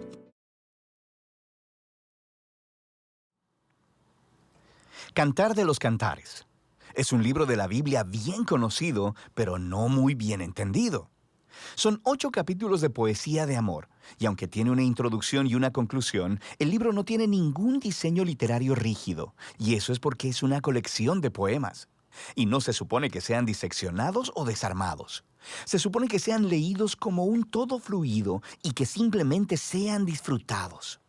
La primera línea del libro nos dice qué es el Cantar de los Cantares, que es una expresión hebrea como la de Rey de Reyes. Esto es una manera hebrea de decir lo mejor de todo, así que esta es la mejor canción de todas. Se nos dice en la primera línea que este Cantar de los Cantares es de Salomón, lo que podría significar que él es el autor. Su nombre inicia el libro después de todo. Pero conforme lees los poemas, descubres que la voz principal es la de una mujer llamada la esposa. Y aunque también hay una voz masculina, no parece ser la de Salomón. Salomón se menciona algunas veces en los poemas, pero él nunca habla. Y tienes que admitir que Salomón es un candidato muy extraño para escribir este libro, ya que tuvo 700 esposas. Y los amantes en Cantares solo tienen ojos uno para el otro. Así que el de Salomón probablemente significa en la tradición de sabiduría de Salomón. Él era conocido por su sabiduría, su poesía, su amor por aprender acerca de cada parte de la vida. Y Salomón se convirtió en el padre de la literatura de sabiduría en Israel. Así que su legado se transmite aquí a través de una colección de poemas de amor que exploran la experiencia humana del amor y del deseo sexual. El poema inicial nos presenta el tema básico de este libro. Escuchamos la voz de la joven mujer que se deleita en su hombre, un pastor. Ellos todavía no están casados, pero queda muy claro que están comprometidos y que no pueden esperar para estar juntos. Desde la introducción, los poemas fluyen de un lado a otro, de la voz de la mujer a la del hombre, cambiando de escena a escena sin ninguna secuencia o narrativa clara. Los poemas se mueven en estos ciclos sinfónicos y las imágenes y las ideas claves se repiten y se desarrollan. Uno de los temas básicos que unen los poemas es el intenso deseo que esta pareja tiene de estar juntos, expresado a través de su constante búsqueda y encuentro. Así que después del poema inicial, se separan pero están buscándose el uno al otro. Entonces la mujer clama o se despierta de un sueño o va a buscar a su amado, y en más de una ocasión se encontrarán y se abrazarán. Y luego, cuando las cosas se empiezan a poner un poco intensas, la escena cambiará súbitamente y una nueva escena se iniciará. Ellos están separados, buscándose el uno al otro, y así continúa. Otro tema repetido es el gozo de la atracción física de esta pareja. Varias veces hacen una pausa y se describen el uno al otro con elaboradas metáforas. Y aquí es muy útil saber que estas imágenes y metáforas en la poesía hebrea no son primariamente visuales. Si intentas dibujar una imagen de estas personas basado en las metáforas, terminarás con algo que luce muy, muy extraño. Lo que se supone que hagas es reflexionar en el significado de estas imágenes en relación con el hombre y la mujer. Así que vas leyendo a través de los ciclos de poemas y la tensión sigue subiendo en la medida que crece su deseo, gozo y atracción. Y esta repetición en espiral es una forma poética de acrecentar y enfocarse en el misterio y el poder del amor sexual. Todo se une en la conclusión, la cual hace una pausa para resumir de qué se tratan estos poemas. Fuerte como la muerte es el amor, inexorables como el Seol los celos. Sus destellos son destellos de fuego, la llama misma del Señor. Las muchas aguas no podrán extinguir el amor, ni los ríos lo apagarán. Si el hombre diera todos los bienes de su casa por amor, solo lograría ser despreciado. El poema resalta el poder y la intensidad del amor, y cómo es tanto hermoso como peligroso. Como el fuego, el amor puede destruir a las personas si se abusa de él, o dar vida si se le protege. A final de cuentas, el amor expresa el insaciable anhelo humano de conocer, ser conocido y deseado completamente por otro. El amor es una de las experiencias más trascendentes y misteriosas de la vida humana, y como parte de la tradición de sabiduría de la Biblia, este libro dice que el amor es un regalo de Dios.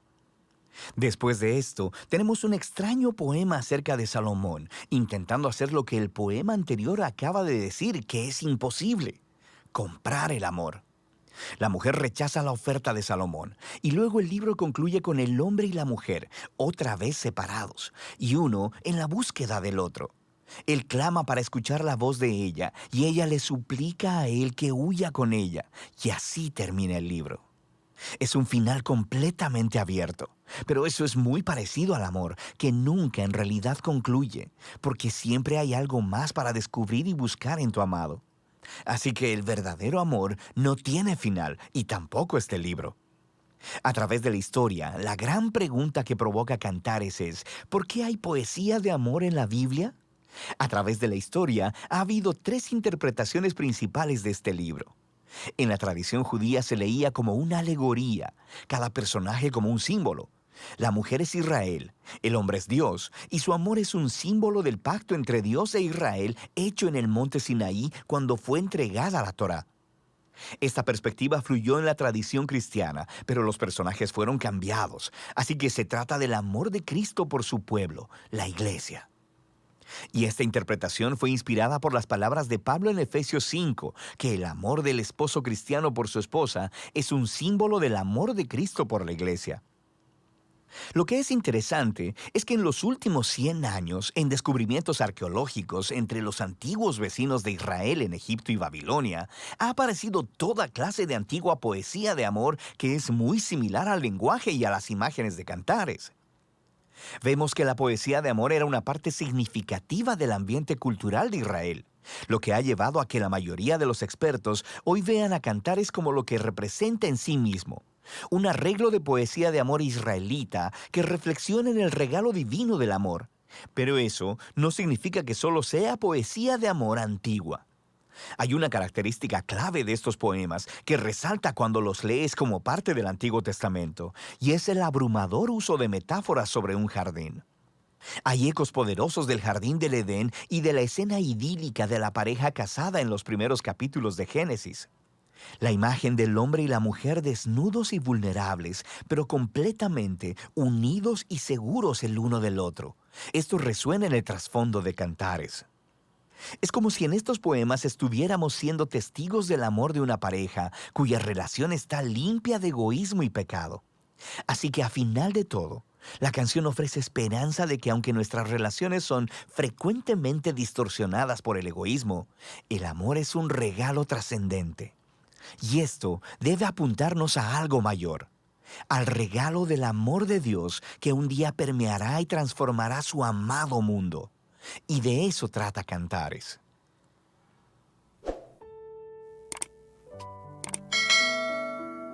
Qué hermoso, ¿verdad? Sí, es algo que muchas veces nosotros no entendemos. Cuando leemos así nomás, por eso muchos de nosotros los cristianos nos cuesta leer la Biblia, ¿no? Porque como no tenemos algo que nos llame la atención, solamente letras, quizás algunos lo hacen, pero yo creo que leyendo con la ayuda del Espíritu Santo y con este trabajo que hizo esta asociación grande de bíblica, Bible Project, realmente es algo hermoso. Vio cómo lo desglosa y lo sintetiza lo que es el libro de Cantar de los Cantares, el amor de Dios, las tradiciones judías acerca del amor, lo que hicieron los primeros cristianos y lo que dice Pablo acerca de la iglesia.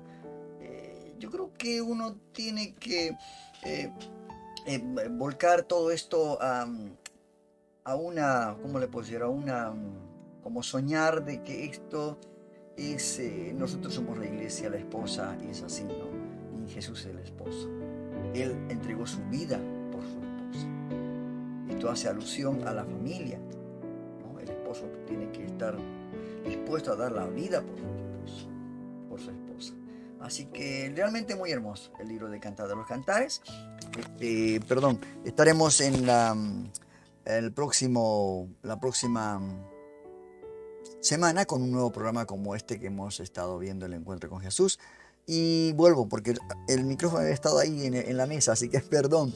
Vuelvo a repetirles que esto, lo que está relatado y graficado de esta asociación Bible Project, nos da realmente un panorama exacto, ¿no? De lo que es el amor de Dios, de lo que nosotros como iglesia somos la esposa, que está esperando ataviada al esposo el día que Él venga en su segunda venida a la tierra. Agradecemos a Dios por esto, damos gracias a Dios y que realmente podamos estar preparados para esa venida, para ese encuentro con el Señor.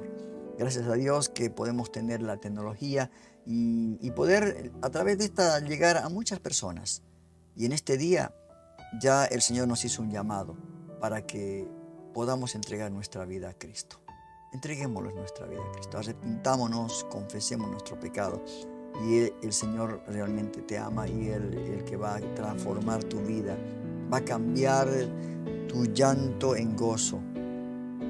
Esto es tan importante, por eso yo creo que la experiencia que cada uno ha vivido, realmente quiero que tú también la tengas, porque el Señor es tu única salida, es el camino, la verdad y la vida. Bueno, con esto hemos dado fin al programa del día de la fecha. La verdad que estoy con mucho gozo, estoy muy agradecido a Dios, muy contento. Estaría horas y horas hablando de estos temas que nos sacan, ¿no? de esta vorágine del mundo y nos lleva a un lugar como nos lleva a la montaña, ¿no? A estar con Dios, a estar con la palabra. Qué hermoso, pero tenemos que bajar al valle, ¿no? Nuestra vida está ahí abajo también y pensar que el Señor es el que nos va a fortalecer. Los espero el próximo programa de Un Encuentro con Jesús, la próxima semana, el día jueves, y quiero mandarles saludos a todos y cada uno de mis hermanos de la iglesia Puerto de Paz, a la pastora Mabel, a los hermanos del grupo de los varones, realmente que ellos también se estén siendo bendecidos a través de este programa. Ya lo estaré pasando este video en el transcurso de hoy, o si es muy tarde no lo haré mañana, pero usted tendrá mucho material. Compártalo usted, suscríbase, hermano querido, hermana querida, de cualquier religión que sea usted, de denominación, compártalo. Y para que nuestro programa, para que la palabra del Señor pueda llegar a tenga mucho más alcance, ¿sí? Que Dios los bendiga y bueno, hasta aquí ha sido el programa del día de hoy. Esto ha sido todo por hoy. Te invitamos a conectarte al programa En un Encuentro con Jesús. Que seas mi universo. No quiero darte solo un rato de Todos los lunes y jueves a las 21 horas de Argentina, con temas de actualidad, noticias cristianas y lo más importante, la palabra de Dios. Que seas el primer aliento en la mañana y la luz en mi ventana. Un Encuentro con Jesús. Dirige Rodolfo Vargas. No te lo pierdas. Te esperamos.